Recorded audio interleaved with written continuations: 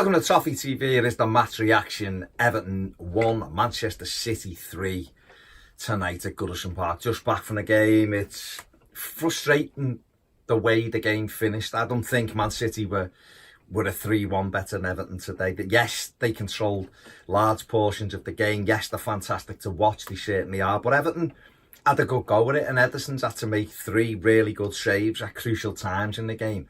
That's to tip the balance Manchester City's way. Marco Silva made a couple of changes before the game. Theo Walcott coming in, which surprised everybody. Obviously, Bernard was missing through illness. Luca Dean passed a late fitness test. He was doubtful as well. Obviously brought Gylfi Sigurdsson and Morgan Schneiderlin back into the side. Dominic Calvert-Lewin started up front as well. And obviously, within a minute, we lost Theo Walcott. Raheem Sterling's cross hitting him in the side of the head, and he had to go off to hospital. He was replaced by Alex Iwobi, who came on and didn't quite get into the game. Showed some good moments, put a fantastic ball in to Gylfi Sigurdsson, who should have done better just before half-time, but he didn't really impose himself enough on the game, Alex. But City started brilliantly and, you know, should have scored early on. I think it was Gundogan hitting the ball somehow against the crossbar when it looked easier to score. But then they did take the lead with a wonderful cross from Kevin De Bruyne, incredible cross. And Gabriel Jesus stooped to head in after about 23-24 minutes, and we were behind. And they had a measure of control about them, City, at times. We couldn't get near them early on in the game, stroking the ball about. But Everton did, you know, start pushing on a little bit, and they occasionally, when we broke out and were able to load men on the edge of their box, we had a little bit of joy. We got level after some brilliant work from Iwobi and Seamus Coleman, and a lovely little dink by Coleman. It was going in, Dominic Calvert-Lewin made sure, but when I watched the replay at half-time on the monitors in front, it looked as though the City defender may have cleared it off the line if Dom wasn't there. So, you know, he did well following it up, and that's his 4th goal in 3 games. So it gave him a great boost. And we almost, you know, we could have got in front, like I say, great ball by Iwobi and Sigurdsson. Instead of trying to just get something on it and help it goalwards, you know, tried to control it, I think, and it went behind them and the opportunity was gone. But, you know, we went in at half-time 1-1. I thought we'd done all right. We come out second half and they got control of it again, but they just didn't really create many chances in that second half. Jordan Pickford, relatively untroubled in the game. Raheem Sterling missed an absolutely brilliant opportunity, put it wide, a great through ball, and he slid it wide. He should have done better with that one. At the other end, we had a Yerry Mina header, which Ederson done brilliantly to tip over the bar off a free kick. City then got in front, you know, a little bit of a lucky ricochet. He won a free kick edge of the box, and Mahrez has curled it in from there into the bottom corner. I haven't seen it again, but at the time, I thought Pickford should have done better. It was over his side. You know, the wall was one side, and it's gone past him a little bit.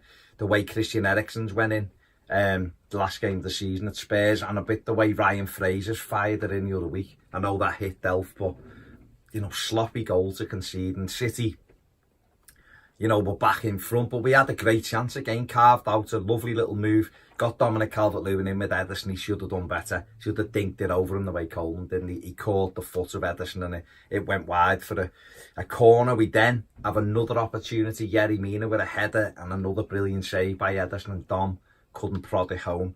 And then City break, and Raheem Sterling wraps the game up really, smashed it against the underside of the bar. The referee's arm buzzes and it was over the line. And that was it really. Man City had a couple of opportunities possibly to extend it. And I thought, I thought overall, you know, it was we give a good account of ourselves. I can't make any kind of claim that we deserve to win the game, but, you know, a draw possibly would have been a fair result. Just on chances created. Obviously, City have had 20 shots at goal. They've had obviously 63% of the possession, so it's a weak case, I reckon, for a point. But, you know, you see that on other days. But I think much improved from last week's horrible performance against Sheffield United and the week before against Bournemouth. It's a defeat. I'm never happy with defeats. We've lost 4 out of 7 games, which is slightly alarming. But I feel as though this one against the top side is a little bit easier to take than the last couple. That doesn't mean you know, that the manager shouldn't be getting questioned. We've lost 3 games on the run, which is, you know, to me, isn't acceptable Premier League level. And we've got a massive game now next week at Burnley. We've got to go out and show the same fight and determination. Special mention today for Dominic Calvert-Lewin.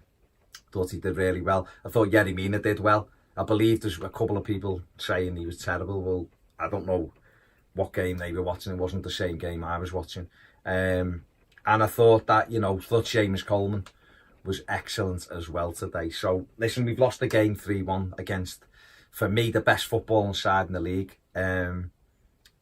And that's it. We've got to dust ourselves down now and go again next week at Burnley and roll our sleeves up and try and get a result. Because if we lose at Burnley, 5 defeats in the opening 8 games is a shocking return for a side that has had money spent on it.